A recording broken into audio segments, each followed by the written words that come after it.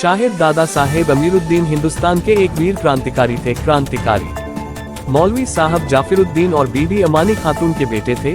शहीद दादा साहब अमीरुद्दीन 1919 में जब पूरा हिंदुस्तान दमनकारी रॉलेट एक्ट के खिलाफ आक्रोश में था, तब दादा साहब अमीरुद्दीन ने आज़ादी की लड़ाई में अहम भूमिका निभाई थी। शहीद दादा साहब अमीरुद्दीन के बेटे स्वतंत्रता सेनानी शमसुद्दीन मोहम्मद अली जिन्ना ने 1912 में political party all India Muslim league का मगध राज्य से कमांडर नियुक्त किया था। इस लिंक का गठन 1907 में कराची पाकिस्तान में किया गया था। लिंक में आगा खान, ख्वाजा सलीमुल्लाह और मोहम्मद अली जिन्ना। हिंदुस्तान के आज़ादी के बाद अब वो पाकिस्तान में मुस्लिम लीग पार्टी के नाम से जाना जाता है। शहीद दादा साहब अमीरुद्दीन भारत की आज़ादी के लिए अथक प्रयास दुखद रूप से समाप्त हो गया, जब 30 दिसंबर 1919 को ब्रिटिश सैनिक की गोलियों का शिकार हो गए।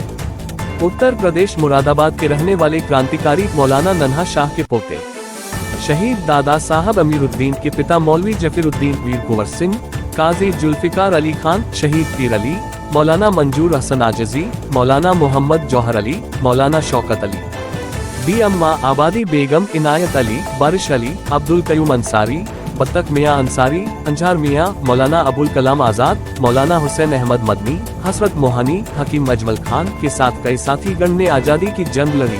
मगध भारत क्रांतिकारी मौलवी जफरुद्दीन देश के आज़ादी में क्रांति के मुहिम में जुड़ गए। फिर एक जबरदस्त आंधी ने अमीरुद्दीन को जन्म दिया है, जिसने मगध भारत के पाटलिपुत्रा और जहानाबाद से पूरे देश की आज़ादी के लिए अपने शरीर को खून से तार तार किया और कई ब्रिटिश सैनिक और हिंदुस्तान के खिलाफ कदम उठाने वाले ब्रिटिश सरकार को खत्म किया।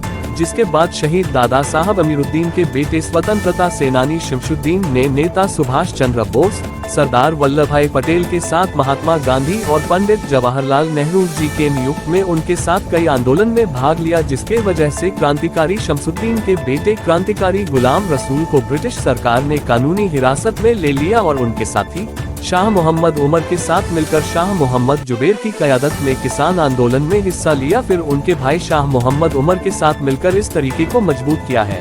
यदुनंदन शर्मा, रामानंद मिश्रा, मोहनलाल गौतम, स्वामी सहजानंद सरस्वती, खैरू दादा और डोमन दादा ने मगध भारत में गांधी जी के साथ कई क्रांतिकारियों का देश के आज़ादी के लड़ाई में साथ दिया। 15 अगस्त 1947 में देश को आज़ादी मिली। हिंदुस्तान में जश्न आज़ादी मनाई गई।